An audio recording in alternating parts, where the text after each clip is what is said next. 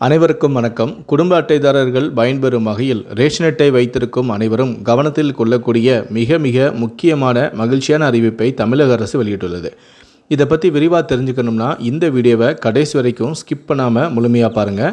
இந்த வீடியோக்குள்ளே போகிறதுக்கு முன்னாடி இந்த வீடியோக்கு ஒரு லைக் பட்டனை ப்ரெஸ் பண்ணிடுங்க. இது வரைக்கும் நீங்கள் என்னோடய சேனலை சப்ஸ்கிரைப் பண்ணாமல் இருந்தீங்கன்னா மறக்காமல் சப்ஸ்கிரைப் பண்ணிக்கோங்க.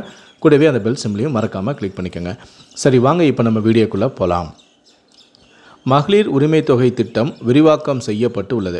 இந்த திட்டத்தின் விரிவாக்கத்திற்கு பின்பும் நீங்கள் அதில் தேர்வு செய்யப்படவில்லை என்றால் அதற்கு முக்கியமான சில காரணங்களும் உள்ளன. முன்னாள் அரசு ஊழியர்களின் மனைவிகள், கார்ப்பரேஷன் ஊழியர்களின் மனைவிகள் ஆகியோருக்கு எல்லாம் இந்த திட்டத்தில் வாய்ப்பு வழங்கப்பட்டு உள்ளது. ஆனால் ஏற்கனவே பென்ஷன் பெறக்கூடிய பெண்கள், அரசின் வேறு நிதிகளை வங்கியில் பெறக்கூடிய பெண்களுக்கு பணம் வழங்கப்படவில்லை. வேறு சில ஆவணங்கள் சரியாக இல்லாத பெண்களுக்கும் பணம் வழங்கப்படவில்லை. பென்ஷன் பெறக்கூடிய பெண்கள், அரசின் வேறு நிதிகளை வங்கியில் பெறக்கூடிய பெண்களுக்கு இந்த திட்டத்தில் இப்போது என்று இல்லாமல் எதிர்காலத்திலும் வாய்ப்பு வழங்கப்படாது. மாறாக ஆவணங்கள் சரியில்லாத பெண்கள், இனி திருமணமாகி குடும்பத் தலைவியாகும் பெண்கள் 1000 ரூபாய் பெறுவதற்கு விண்ணப்பம் செய்யலாம்.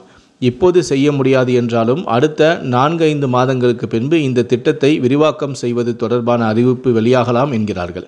இப்போது விடுபட்டவர்கள் விண்ணப்பங்களை மேற்கொள்ளலாம் என்றும் அறிவிக்கப்பட்டும் உள்ளது.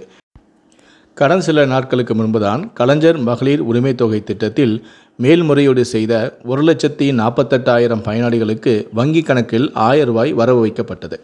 இந்த நிலையில்தான் இந்த திட்டம் மேலும் விரிவுபடுத்தப்படுமா என்ற கேள்வியும் எழுந்தது. இது தொடர்பாக அரசு தரப்பு அதிகாரிகள் சில முக்கியமான தகவல்களை வெளியிட்டுள்ளனர். அதாவது, இனி அடுத்த வருடம் மீண்டும் இந்த திட்டம் விரிவாக்கப்படும். அப்போது புதிதாக திருமணமானவர்கள், அரசு பணியில் இருந்து காலமான ஆண்களின் மனைவிகள் வரும் வருடங்களில் தொடர்ந்து விண்ணப்பிக்கலாம்.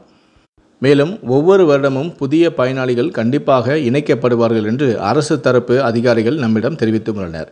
கலைஞர் மகளிர் உரிமை திட்டம் இந்த